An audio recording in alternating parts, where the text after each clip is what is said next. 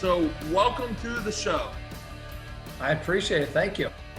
Yeah, great to have you here. I think it's interesting. During the podcast, I have really not brought on too many guests in the restaurant segment. To be honest, I've brought in a lot in different industries. So I'm happy to have somebody in the restaurant world today, and I think we'll have a great conversation around it. So thanks for being here. I agree. I appreciate the opportunity. So looking at everything here with your vast experience, can you just give us the kind of the rundown, the 411 on yourself before we get started? Yeah. So like you said in my bio, 99, started out in radio advertising. At the same time, my brother and dad and I wanted to start a business together. My dad had this idea of being like a local boat trader. There's an opportunity to help people sell their boats on consignment. Nobody was doing it. And I went to one of my radio clients and said, "Hey, Glenn, tell me about this thing called the World Wide Web," and bought a book. And I'm not a techie guy, so it was kind of interesting for me to hop into that world. But I bought the book on Adobe PageMill, built the website. And as you can say, the rest is history. It grew the business. We just learned digital marketing on a complete accident. And in 2007, I decided to start doing consulting. I think in my bio, I put down 2017, so I don't even know my own bio. But in 2007, we started doing consulting on the side. I had a lot of radio clients that had stayed in touch with me and were calling me going, "Matt, tell me about this thing called the internet." Because even then, it's hard to think now in 2020 that in 2007, people still hadn't adapted. And so 2008, we had planned on exiting the boat dealership with about a 7-figure payout, and everything was looking great. And then this thing called the economy reared its ugly head. In July of 2008, we went from $1.4 million in sales the prior July to $48,000 that July. So I can relate to what a lot of restaurants have gone through during COVID-19, because I know what it's like to see your bank account shrivel up. And especially us with a payday, we were getting our real estate sold and everything done.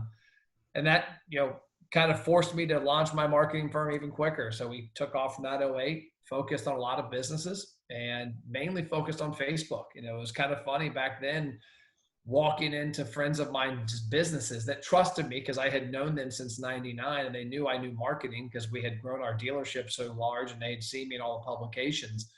But when you walked in and told them about Facebook, they thought you were on drugs. I mean, one buddy of mine told me, he goes, "Matt, I know you're not on drugs, but I think you're on drugs, but I trust you. So if you say I need a Facebook page, and you say I need to make posts, and you say I need to reply to comments and reply to reviews, I agree. How much does it cost to do it?" And at that point, I hadn't even thought about doing it for him. I was like, "No, I'm just telling you to do it." And he's like, "No, I want you to do it." And so next thing I know, I'm 6 a.m. to midnight, 6-7 days a week, helping companies with their marketing, and found a couple mom and pop restaurants throughout there. And then in 2015, just really fell in love with the restaurant journey and decided to focus our business on that. Now we've got a few hundred restaurants we help around the country. Something I find interesting that you said is, the 6 a.m. till the 12 o'clock at night. And I'm assuming that when you had the dealership, it was kind of the same deal, right? Like you just work so talk about that. I think a lot of times in this day and age, we're just driven we want everything now. I think that's how everybody wants everything. They want, doesn't matter what it is. They want the burrito now. That's why a Chipotle works. They just want everything now. Talk about that. The hard work that it really took to be sitting here successful. What did it really take? It takes the biggest thing. I think the common denominator I've seen at every step of my career has been a love for what I'm doing and a passion and actually agreeing with what I'm doing. I've done 3 things in my life. I've sold radio advertising, I've worked in the boat and RV business, and I've now had my agency. And all 3 times, everything I was doing, I wholeheartedly believed was helping people get what they wanted. And the common trend I saw, which was comical to me on how it kind of my career progressed, it's finally to a point now where it's not, I can work 80, 90-hour work weeks, but I don't have to. I can work 10-hour work weeks too. Last year I traveled 142 days. So I can travel a lot, do my thing. But I remember back when I was selling radio, it was 7 a.m. to 7 p.m. Monday through Friday. And then we had the boat and RV dealership we started. And that was 7 p.m. to 11 p.m. Monday through Friday. And then Saturday and Sunday, because we eventually opened a lot, and I would work the lot with my dad and brother. And then when I left radio, my reasoning to my wife was, hey, Paige is now 1 year old. I haven't seen her much because I've been doing both gigs. I'm going to leave radio and I'm going to be able to have all this free time owning the boat dealership. That didn't happen. So that went from basically just having 2 jobs working 7 days a week to 7 a.m. to midnight, Monday through Sunday at the boat dealership. And then when 2008 came along and I had already started back into marketing, and then when the economy killed it and went full-fledged into marketing that summer, really, the same thing. It just repeated itself. And I think what I found, a lot of people don't realize that, and I've got some friends of mine in the business now that they want to work 30 or 40 hours a week and get there quick. And I'm like, you know what? You're putting a quarter tank of gas in a Ferrari.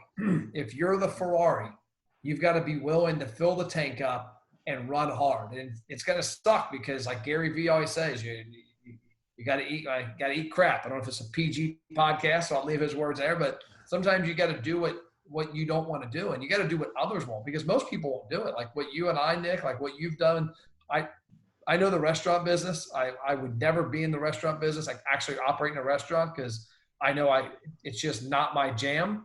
And I look at people I know in the business and I'm just envious, because it's a grind, and to succeed is tough. But I think it comes down to honestly believing in what you're doing, and then just completely enjoying it. Like I don't dislike anything I've ever done.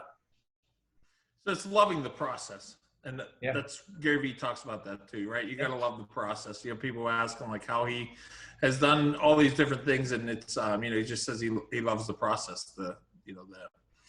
I don't know. I don't count the hours, and I'm sure you're the same way. Maybe in the beginning you did, because it was kind of like you're young and you're like, here I am working all these hours, but eventually, I don't know, don't even count the hours and you just go. And I remember a story in my radio days. I want to hear about yours too. I remember in radio, I didn't really know any different. My dad was always a hustler. When I grew up, I was fortunate. He always owned his own businesses. He always coached my little league baseball team, football team. He was always around, but he also worked a lot. And he always found ways that during the middle of the day, he'd be at football practice for 2 hours. Then he was out at dinner with an insurance client. And he had that system there, but he hustled. And so I think that was ingrained. See, and even my mom owned the business with him. She was a hustler, raising kids as well as running the business. And so I think that was kind of easy for me to see. But I'll never forget when I was in radio, my dad told me, he's like, here's what it's going to take. Your prime selling times are 9 a.m. to 4 p.m. You are not to be at a desk near a phone 9 a.m. to 4 p.m. Monday through Friday. That's when you need to be on the streets, shaking hands, kissing babies, talking to people, create relationships, networking. You need to be doing paperwork from 7 to 9. You need to be doing paperwork from 4 to 6 or 7. Then you need to be leaving there and going to a networking event or going to a restaurant and meeting people, because business people eat out more often than regular people, and restaurant owners run their restaurants. And funny story about that later. I tell you about the restaurant business with my dad. That's kind of where I probably got a lot of it. But I did that, and I'll never forget. I was probably 6 months in, and I was already making 6 figures. I was killing it at 23 years old, something like that. I was just doing unbelievable. And this guy walked over to me. He's like, "Man, Matt, you got to tell me your secret." I won't say his name in case he ever hears this, because he still works in radio. He was a good dude. He's just not a hustler. He was more hustling women than hustling for business. And he walks over and he goes, "Man, how are you doing what you're doing?" I said, "Well, here's the difference between us." I said, "You roll in around 9 o'clock, right? We're supposed to be here at 8:30. He's like, "Yeah." And I said, "You're typically hungover because the prior night was a jam." He's like, "Oh, dude, every night, man, we hit it hard."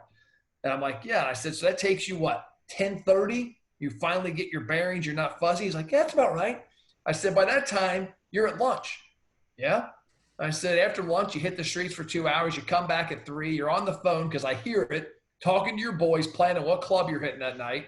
And by 5 o'clock, you're gone and you're out drinking all night." "Yeah, that sums my life up, Matt."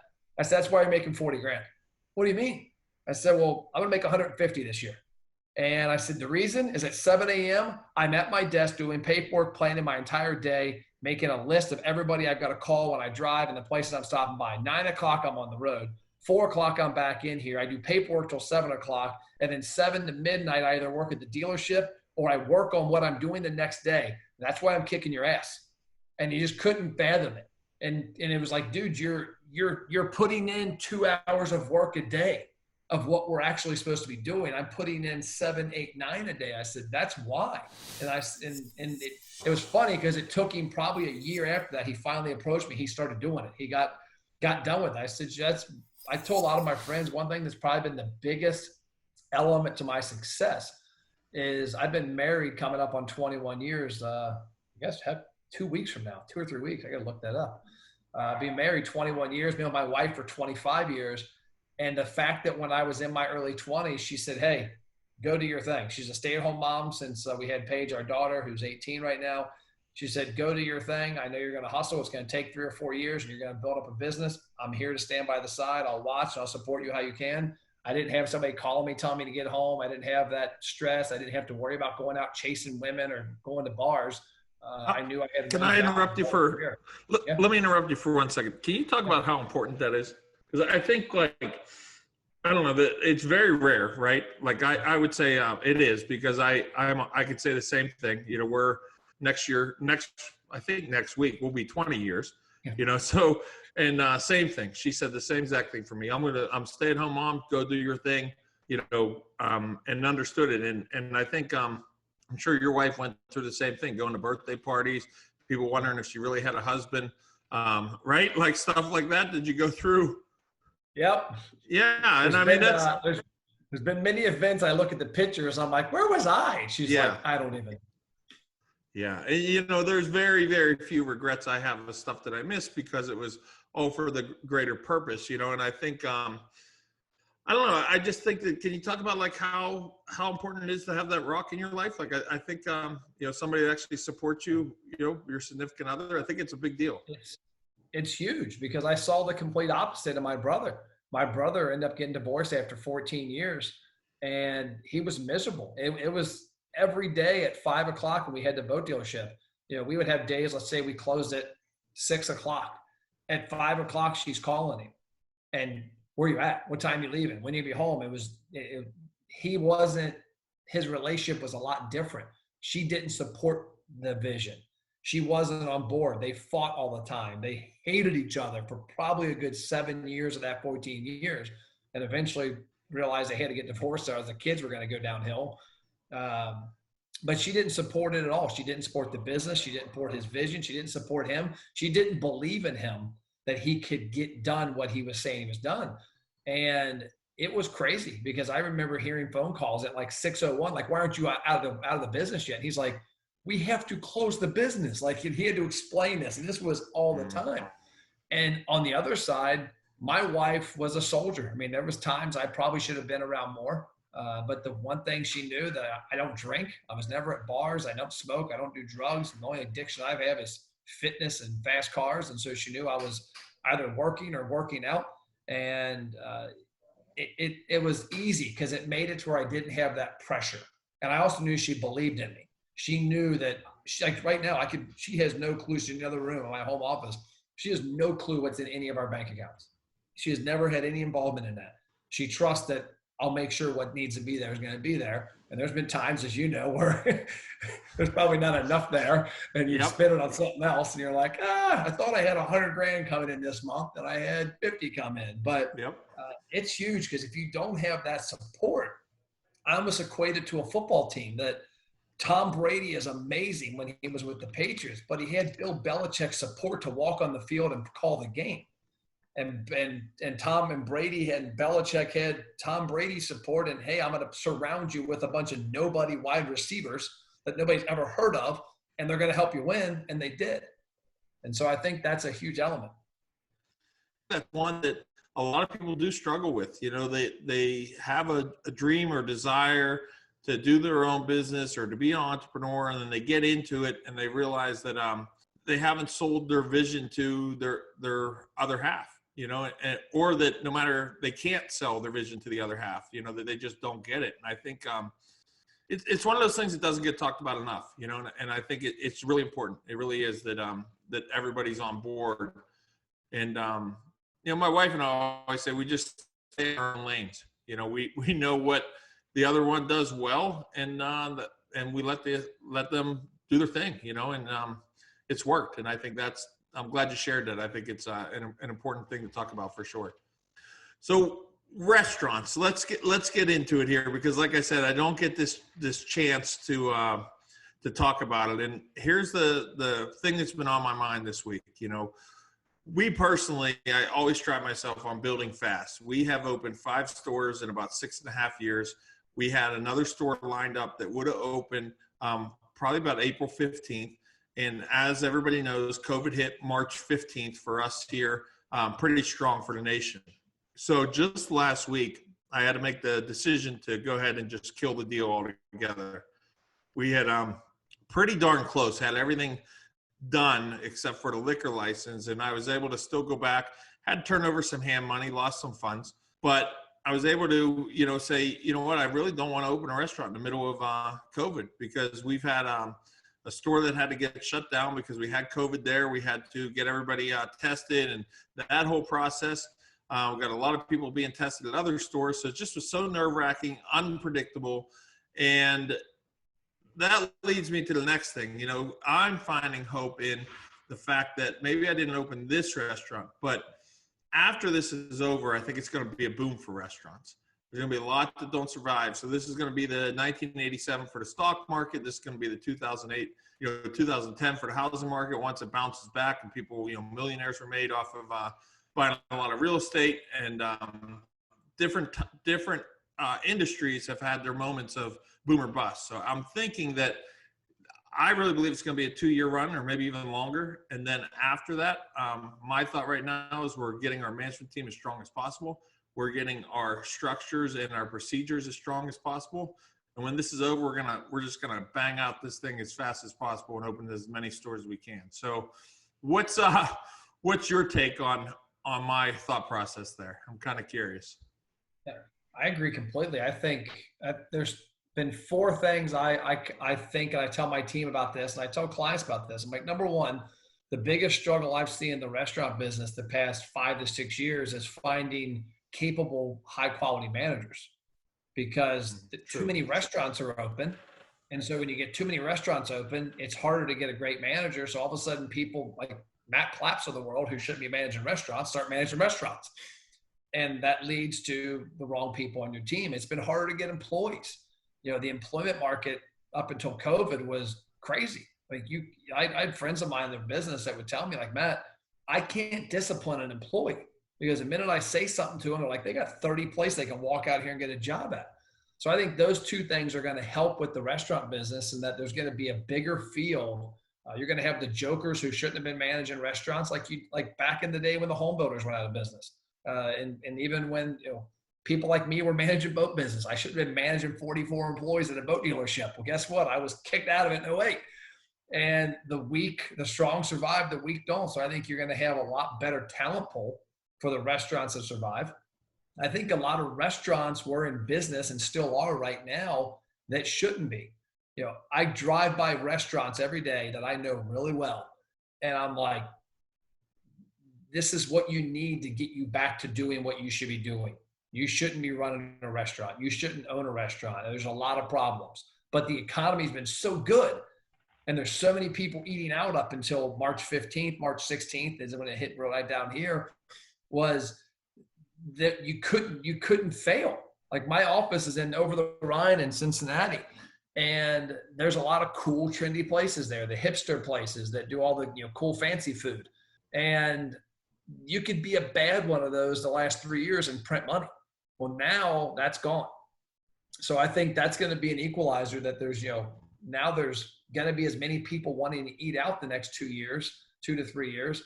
I think it's going to hit by next May. I think next spring, when we come out of, like, you're in the same region I'm in, I think when opening day comes out with baseball next year, assuming there's some semblance of opening day, but when that time comes out, when the beer gardens are opening, when outdoor dining's opening, when people are getting out and about, there's going to be the restaurants that survived are going to crush it. And it's going to start, it's going to go on a 2 to 3 year run where those businesses now all of a sudden get stronger and go, okay, there's 7 empty storefronts. I'm going to increase my footprint. The one thing I'm excited about for me is my biggest disappointment in business is how a lot of businesses look at salespeople, especially marketing. And I'm not saying this because I am a marketing and salesperson, but because they honestly look at it this way, as pests. Is that like, oh, this guy's calling me, I'm not taking his call, he's another Facebook expert, he's this or that. And that happened a lot the last couple of years. A lot of businesses, even friends of mine's business, they'd call me up and I'm like, dude, listen to the guy. The guy probably knows 10 times more than you know. Worst case scenario, you get an idea on the phone call, you use it in your everyday business. But what I've seen lately is I've had more restaurants reaching out to me and told me, Matt, when we talked a year ago or 2 years ago, I needed you, but I didn't think I needed you because times were so good. Now I'm looking at what's happening right now and I'm going, man, I wish I would have leveraged my database. I wish I would have gotten better at this. I wish I would have cleaned this up. A lot of those people now are coming full circle and going, okay, I'm doing it. I had a lady yesterday, 26-year heritage brand, amazing restaurant brand. And she's like, Matt, I've never advertised ever. And she said, but you know what? I look at the opportunity I missed. I think there's going to be more opportunity in the future and I need to jump on it. And that's what she's doing. So I think you're right on. I think it's going to be the wild, wild west.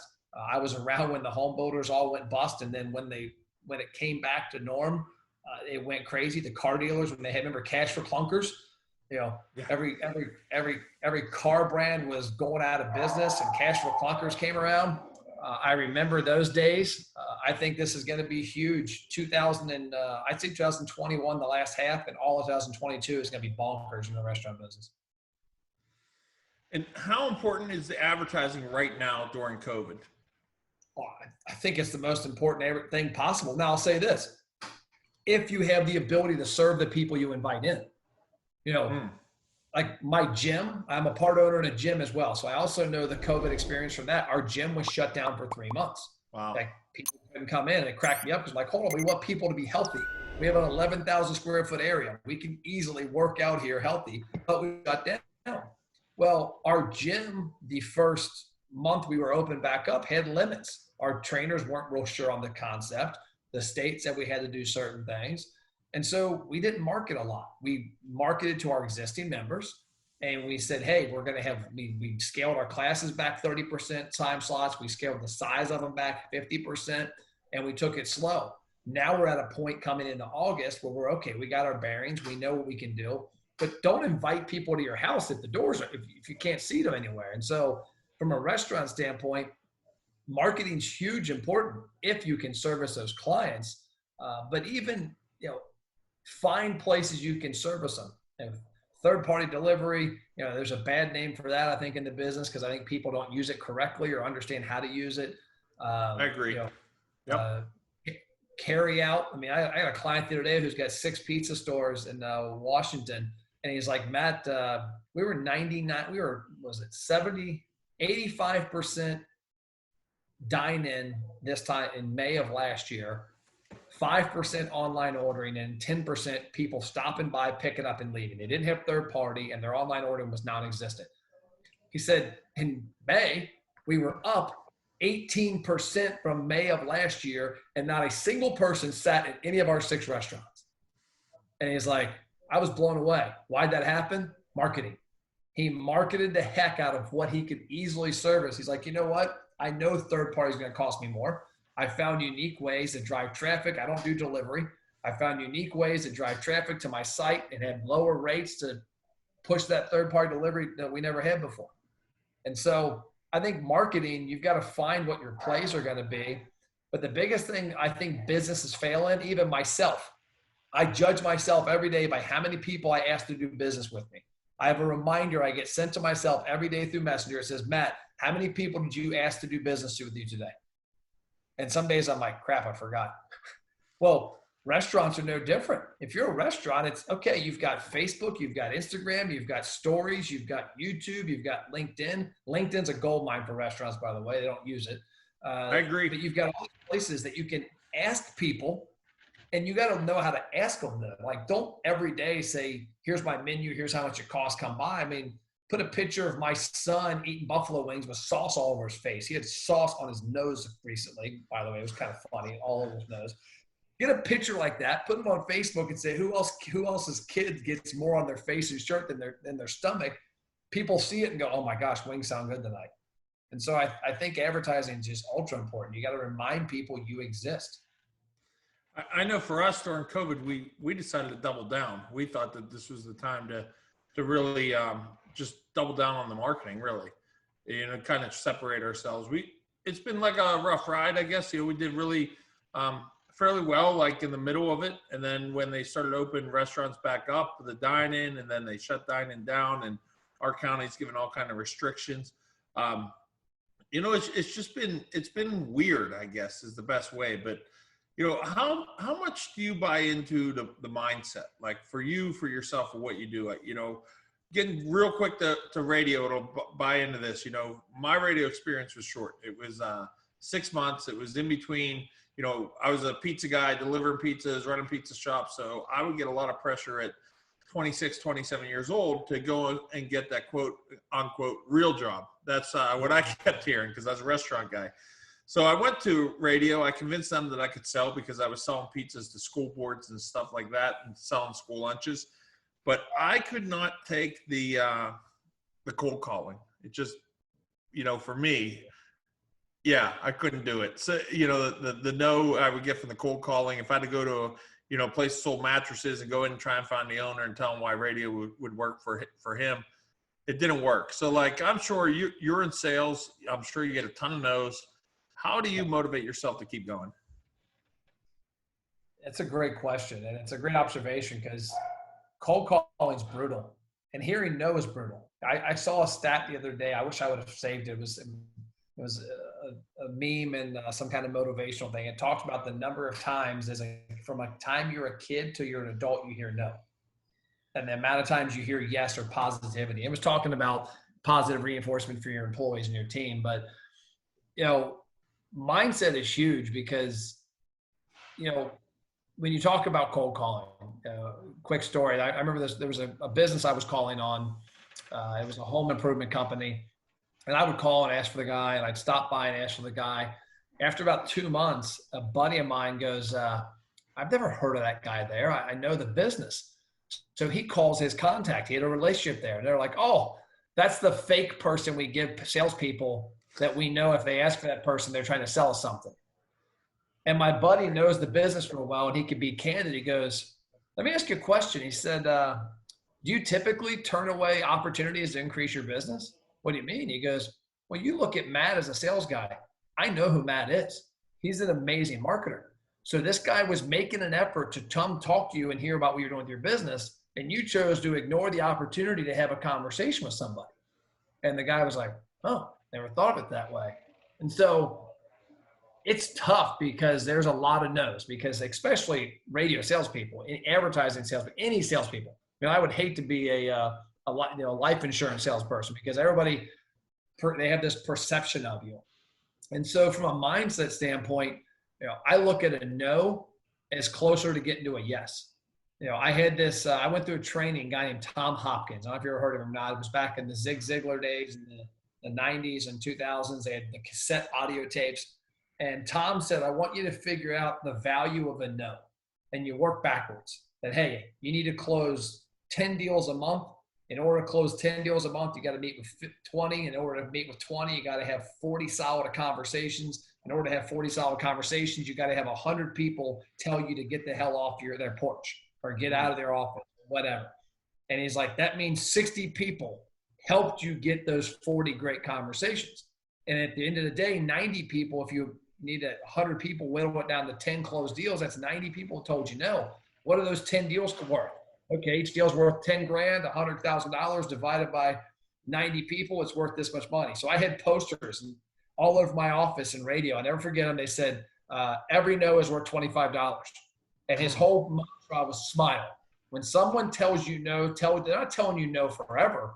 They're telling you no now. When a customer eats at another pizza joint down the street, you know what? Not because they don't like you. They just happen to find whatever appealing there right now. But I look at it from a mindset standpoint that no isn't forever. No is now. I just didn't do my job good enough. But also I'm like, hey, bro, thank you. I had a guy one time go, why are you so jovial? I just told you to get the hell out of my store. I said, because that nose worth $25. He goes, what? I go, you just gave me $25 inadvertently. How's that? And I explained it to him. I said, so technically when I get 89 more of you, I got 10 deals. And he was just like, looked at me and was like, man, there's somebody dropped you on your head. And I've always kind of looked at it that way, that if I don't get those no's, I don't get the yeses. And you've got to fall to get up. You got to fail. I was explaining to a guy the other day, I do CrossFit, and there's a lift called a clean and jerk. And it took me 2 years to learn how to clean. When I finally learned how to clean one time, I hit myself in the throat with the bar. I pulled it up so hard. And I had never been able to lift that weight, 185 pounds like that. But it took those hundreds of failed attempts to get to that one correct attempt. It's a consistency and a love of the process. Is that what you've seen too? Just the whole mindset of it to keep going. And I think that's what separates a lot of people is, that they break down. And I love asking this question. Is there a time in your career that you're ready to give up and you didn't give up and the result on the other end? Wow. Is there a time I was right? I can honestly say I haven't had a big time where I was ready to give up, except for when our company was going out of business during 2008. Okay. I remember it was like one of the only times I've ever flipped out on my wife.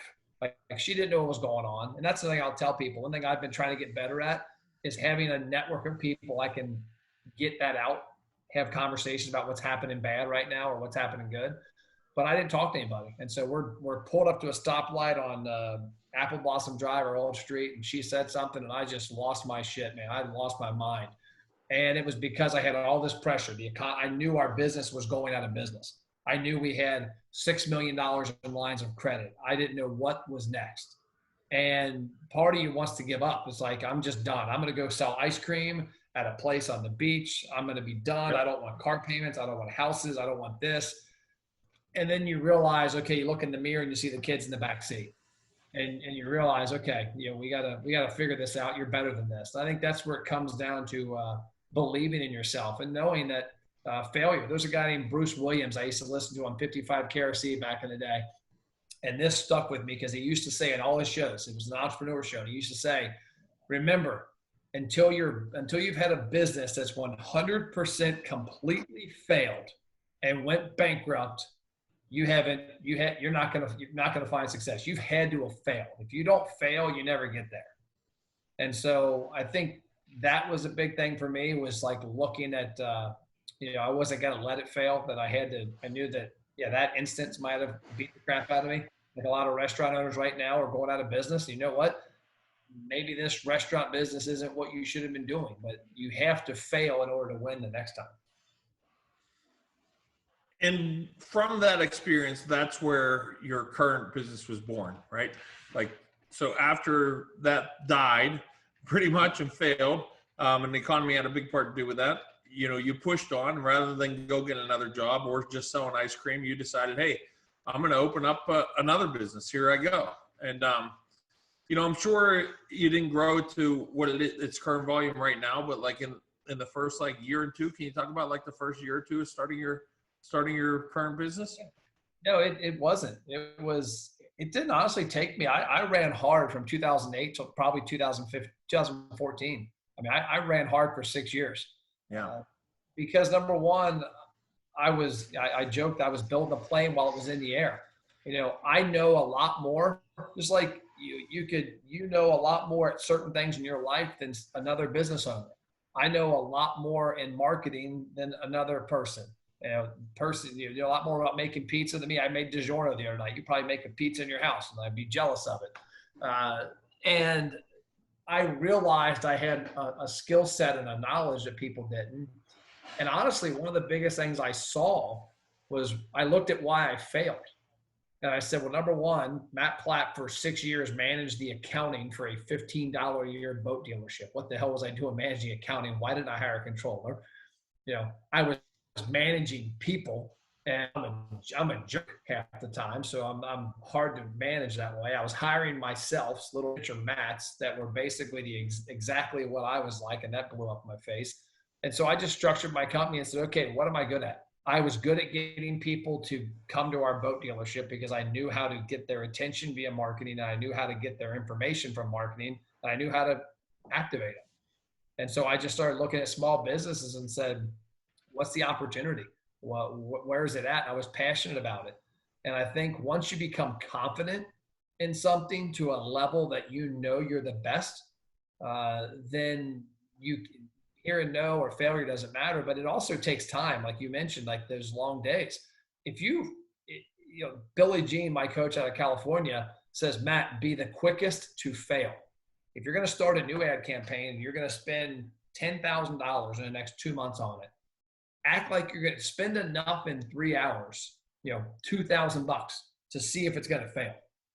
If you can fail quicker, then you're going to get to success quicker. And so that's kind of another thing. I think a lot of people don't take their lumps, man. They don't take their swings. And if you're trying to start your business and be your own boss and do your own thing and you love it, and you're only working 8 a.m. to 4 p.m. and taking Saturday and Sundays off and doing all sorts of stuff, then you're probably not going to get to failure quick enough. Whereas if you're working 6 a.m. to midnight, 7 days a week for 2, 3, 4 years, you're going to find out real quick what success looks like, and you're going to get there quicker. So answer me this question. Do you have a boat now? No. No. I joked the other day, I kind of do. My daughter's Jeep, because every time I take her Jeep to the shop, it's break out another 1,000. So I call her Jeep my boat. That makes sense, right? Did you have a boat back in the day when you had a dealership, like one that you would? Yeah. Yeah. I've had boats and campers my whole life. We're right now are in a flux to where we don't. We just sold our camper about 5 months ago. I guess 4 months ago, because my son is 16 with all sorts of sports now. My daughter's 18 and drives everywhere. And so we used the camper one time in 18 months. I loved it. I love camping. I love being outdoors, but it's impossible to get those little kids anywhere. So it'll probably take a couple more years. When they're in college, then we'll get a really cool boat. And now they want to come hang out with cool dad in college with other friends. That's the thought anyway, right? Yeah, that's the game. I know that. Yeah, I know that's how I buy now. My kids are 18 and 19, so I'm like, what can I buy that'll make them want to hang out with me? Yeah. That's for sure. So how about fast cars? You mentioned fast cars. What's your baby? What's your favorite car that you have? So I have two now. I have a 2013 Lamborghini Gallardo, and then I have a 2013 Maserati Gran Turismo Sport.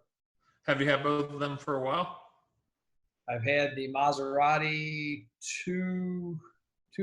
probably a little over 2 years. I've had the Lambo about a month. Oh, wow. So very new then. Have you had much time to drive it, or? Yeah. Oh yeah.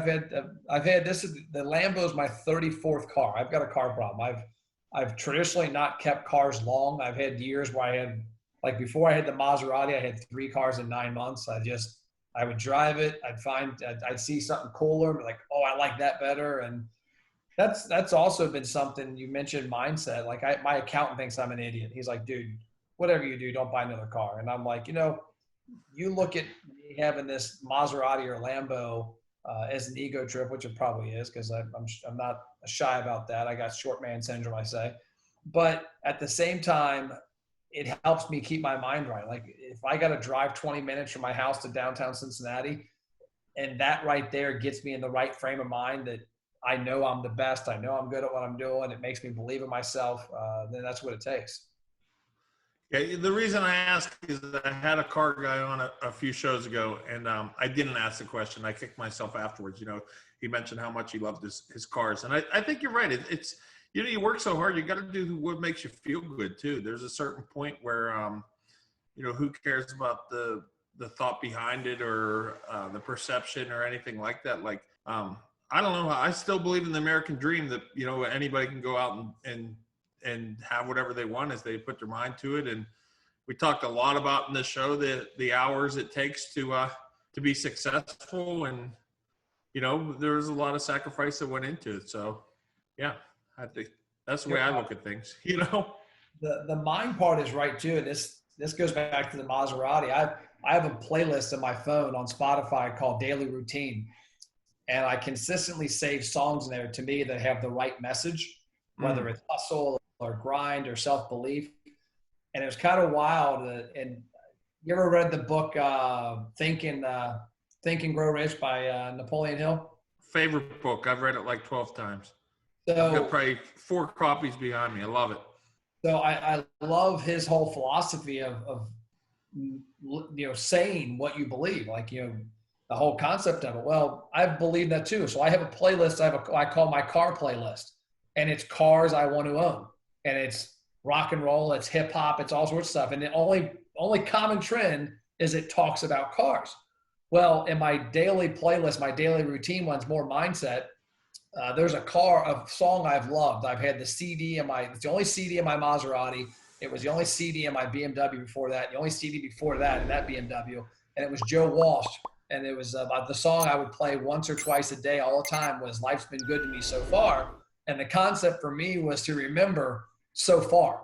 Tomorrow, the bottom could drop out. So enjoy today, have fun today, live for today, because you don't know what's going to happen tomorrow. Well, I literally heard this song 10,000 times and never made the connection to the song Maserati. Well, the Maserati was my first time I had bought an exotic car, because people see that car and, I didn't want to be, I pull up to my gym and everybody there is driving Hondas and I pull up in a Maserati. I didn't want to be that guy, even though I had always had fancy cars, but I wanted it. And I had set a goal 2 years prior that was the car I wanted. And I had a picture of it. I had everything on my mind, what I want. Well, I didn't know that song was mentioned. The car was mentioned in that song. Well, I texted my buddy Chris in Florida, who had a couple Bentleys at the time. He's a big car guy. And I said, hey, picture the car, and said, what do you think? Should I buy it tonight? And he knew I always listened to Joe Walsh's song because I had shared screenshots of it on Facebook. And he texted back, I lost my license. Now I can't drive. And I went, oh, crap. Joe Walsh does say the Maserati in there. And so I went and bought it. That was might be the dumbest reason. But I called the dealer up, gave him a credit card, put $5,000 down, went back the next day, got it. And it's not a coincidence that car is what I drifted towards. I kept hearing it. And I'm a big believer that if you hear things over and over and over, if you hear that you're worthless, if you hear that if you're a significant other, we talked about spouses, if you hear constantly that you don't know what you're doing, that you're not going to succeed, you're going to hear it. But if you hear the opposite, if I hear all the time, like I tell my kids every day, I love you. I always try and give my son positive reinforcement. We lift weights all the time together and run together. But also when I hear music that talks about owning things or succeeding, Whatever Takes by Imagine Dragons is one of the songs on there that, I think if you have the mindset, you have to do whatever it takes. You've got to be willing to do whatever it takes. You'll get there. And I've had people tell me I'm crazy that I got, Matt, there's no way you listening to that Joe Walsh song for 3 years got you a Maserati. I'm like, well, then how the hell else did I end up on a lot with it? And then the other thing was probably a year ago, I programmed my phone I have a series of messages it sends me through Facebook Messenger. And I reply back to myself. So I'm typing myself messages. Well, the one was an orange Acura NSX. I just loved the shape of the car. I loved the color. And I had told myself I liked orange Lamborghini. I liked the orange Acura. I liked the new Corvette. And I had just always been fixated on it and looked at it and always looked them up. I'd lay in bed at night looking at cars. My wife's like, oh, you get another car? I'm like, no, I'm just looking. Well, what a coincidence that this summer something hit. And I'm like, what the hell? I'm going to do it. Never know what's going to happen. I could have COVID tomorrow and be done. I agree. That's a great mindset. I'm glad you shared. I'm glad I asked the questions because I think it was telling in the answer that there's so much with the mindset. I would say somebody who says that they think that's crazy, that has nothing to do with Joe Walsh. They never read Think and Grow Rich because there's so much to say about the subconscious mind that plays into success. There really is, and I believe in affirmations and listening to different things and just that's how you build up your mind power, really. So definitely, thanks for sharing.